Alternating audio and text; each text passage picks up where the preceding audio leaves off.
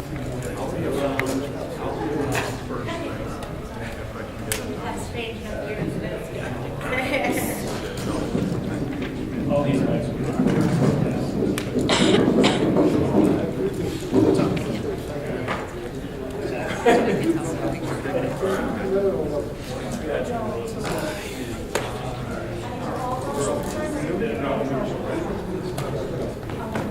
you.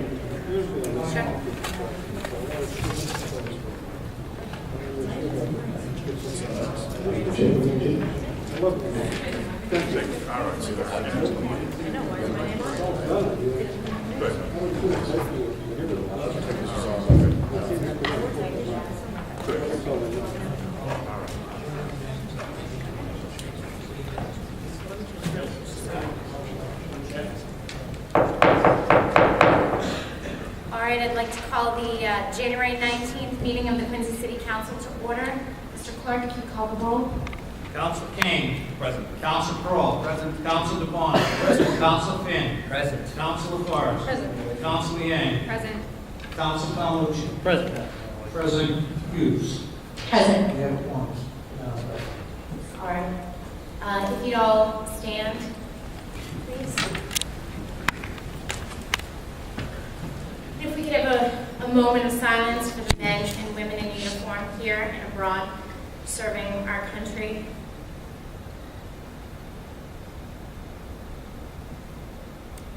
And if you please join me in the Pledge of Allegiance. I pledge allegiance to the flag of the United States of America and to the republic for which it stands, one nation, under God, indivisible, with liberty and justice for all. Thank you. All right. This time, I believe I'd like to recognize Joe Finn, Councilor Finn.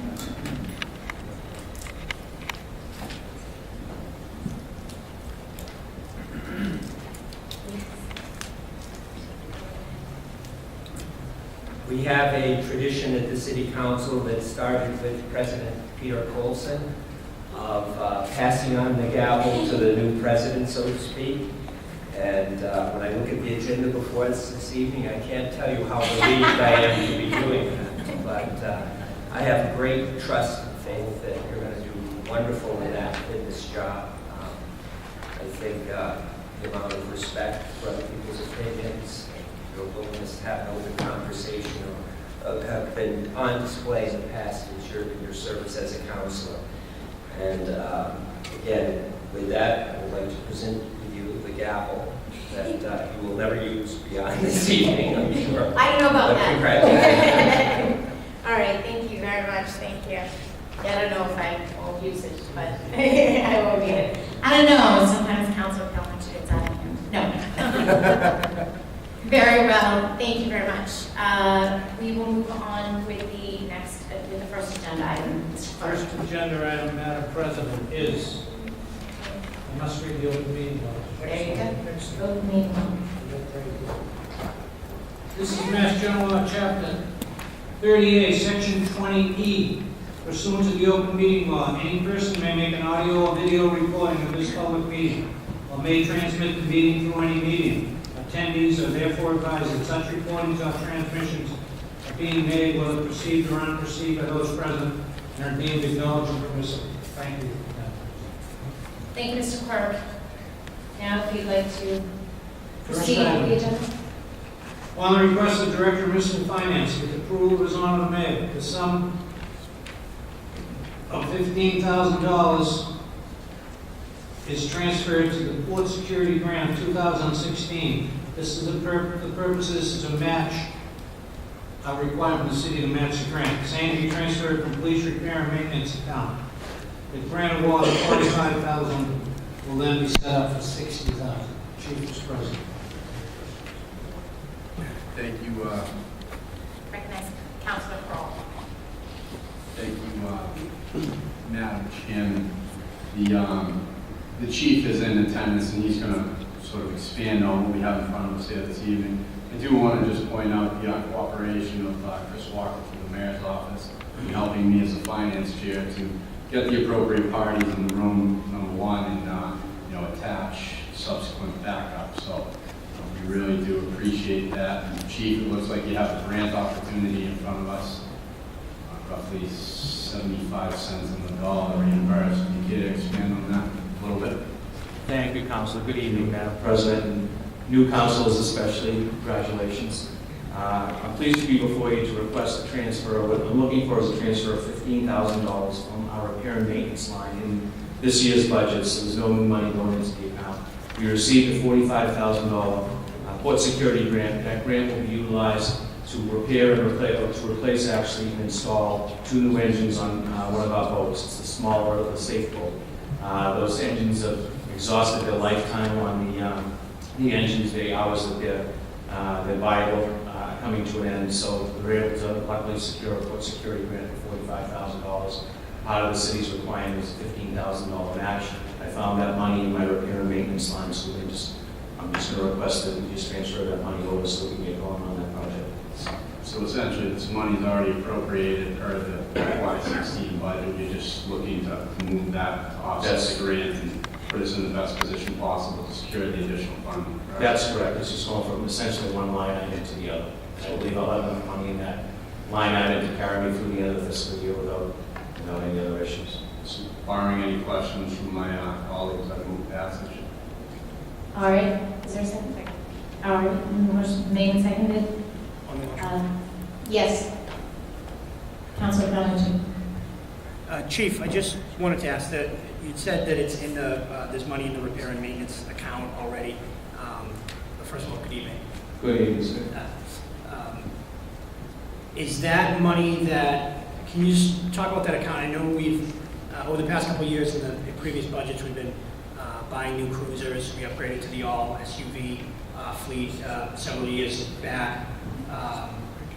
I suppose what I'm looking for is you to tell me that this won't negatively impact our ability to keep cruisers on the road, that it's money that can be offset elsewhere, or was anticipated in that line item heading into the budget.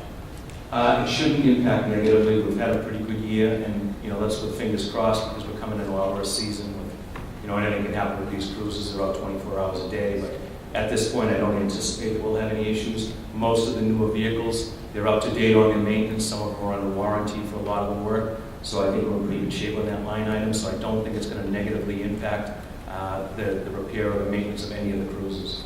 So at this point in time. And just to kind of check in, where are we on the status of turning over vehicles? We must be in a relatively good place, given the commitment we've made in the last couple of... We are in a decent position. There's always accidents, but we haven't had any major totals. We did total a vehicle. We're trying to get compensated for that through the insurance, and Quincy Shore Drive, it was an unmarked vehicle. Unfortunately, the unmarked vehicles aren't quite up to where I would like them to be in the number of vehicles and also in the lifespan of those vehicles. Some of the unmarked cars are Tauruses that are 12 to 15 years old. So I may be coming forward. I'll have a conversation at some point with the mayor about potentially looking for some funding for that. But most of the new vehicles, all the frontline vehicles, we normally have 13 frontline vehicles. They're all brand new SUVs or within a year, or 2 years. Some of them are 15 to 14s. The second tier of vehicles, which would be the replacement vehicles, if a vehicle went out for maintenance or whatever, they're called spare vehicles. Those are all in halfway decent shape. Some of the vehicles, what we do is when we get new vehicles, we cycle them down to the units that aren't going 24 hours a day, like the community police unit or the school resource offices, so they're not in service for 24 hours. So we get a little bit more longevity out of those vehicles. So the marked cruisers, for the most part, are in pretty good shape. And the unmarked cruisers, I think we probably are going to have to pay a little attention to that this year. The unmarked cruisers would be for the detectives mostly. Is there any, I know that the state law allows seizure of vehicles that are part and parcel to criminal activity, like a drug dealer's car. Do we get any actual utility out of that?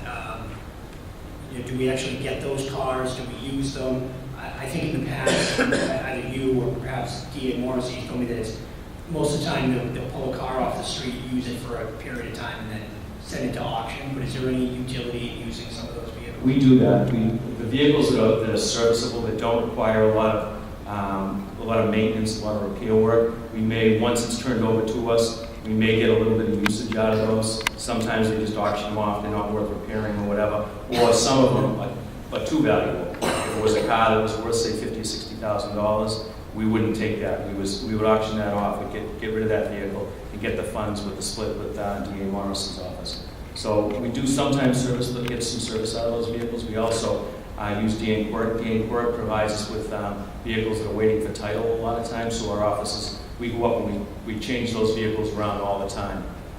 He's real good in working with us in that respect. So he'll give us a vehicle to use. Our undercover operators, our undercover detectives would use that for a brief period of time. And then when he needed it back, we'd go up and take another one. So we have a constant circulation of those vehicles. Sometimes we use the asset forfeiture money to purchase a vehicle, a cheap vehicle, if we're running short, $4,000 or $5,000 car, just to keep it going for a couple of years, and then we cycle through that one. But those would be the undercover, unmarked undercover vehicles. They wouldn't necessarily be for the routine detectives, or special investigations, or detective bureau. All right, well, you've answered my question, thank you, and I suppose it's also good to know that you don't keep the Cadillac Escalades for the chief's car. No, unfortunately, no. They haven't got anything that really caught my eye yet, but the expensive ones get rid of pretty quick. Thank you. Thank you, Madam President. Thank you. Further discussion? Seeing none, Mr. Clerk, would you call the roll? Counsel King. Yes. Counsel Crowe. Yes. Counsel DeBon. Yes. Counsel Finn. Yes. Counsel LaFors. Yes. Counsel Liang. Yes. Counsel Calhoun. Yes. President Hughes. Yes. 9 members of the office adopted. Thank you. Thank you, Council. Have a good night. Thank you, Chief. 8 members of the office adopted. Next item is, Madam President, order that the city appropriate $6,007,000. This is a bond order for improvements in Beechwood Knoll and Marymount School advertising requirement. How about the superintendent say what you Yes, I did see Superintendent Mr. Barrow here, and he stepped out of the room for a moment, so, yes, Councilor Crowe. Thank you, Madam Chairman. This item is actually going to be referred to financing. You did it already. I just wanted to point out that the superintendent, Dr. Sparrow, was in attendance this evening. And, upon agreement of the body, maybe we'll look at subsequent financing meeting in the very near future. So it's a presentation on this window replacement project. Thank you. Thank you, Councilor. Next item. Next item, Madam President, upon the approval of the Director of Parks, Forestry, and Cemetery Department, with the approval of the mayor, the sum of $50,000, hereby appropriate capital improvement cemetery department account for the purpose of making funding repairs at Bluegill and Mount Walson Cemetery and final permitting the Bluegill Cemetery expansion.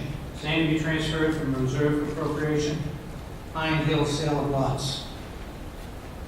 Director Cassani is here. Yes, recognize Councilor Crowe. Thank you, Madam Chairman. Busy over here this evening. Mr. Cassani, Director Cassani, if you'd like to come to the podium and explain to us sort of the thought around the expansion of Heinz Hill. Good evening, everybody. Thank you Mr. very Cassani. much. Right now, we're rapidly running out of space at Pine Hill Cemetery. Currently, we do not do any pre-sale of any of our plots at any of our cemeteries. Currently, there are no plots for sale over at Mount Walson Cemetery, so Pine Hill is the only place that we have active burials. We've been engaged in the kind of conceptual process of this project to expand Pine Hill Cemetery by approximately 7.5 acres for a few years now.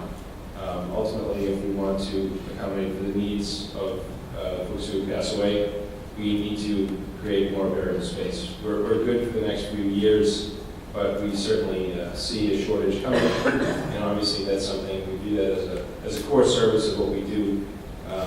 That's something that needs to be addressed. Unfortunately, the expansion proposal that we have, the area that we're dealing with is environmentally sensitive. It requires some complex permitting for endangered species. There are snakes that are on site there that need to be managed in a very careful way. There's also wetland issues that need to be permitted, through the expertise of engineers and so forth. So it's something that unfortunately we can't handle extremely quickly, nor can we handle it in-house. We need to hire experts, attorneys, engineers, and so forth to do this. So I think we're at the 10-yard line trying to punch the ball over the goal line right now. We have a short way to go. We have a short way to go, and I would anticipate that this would be the last request for this particular type of transfer from me, specifically related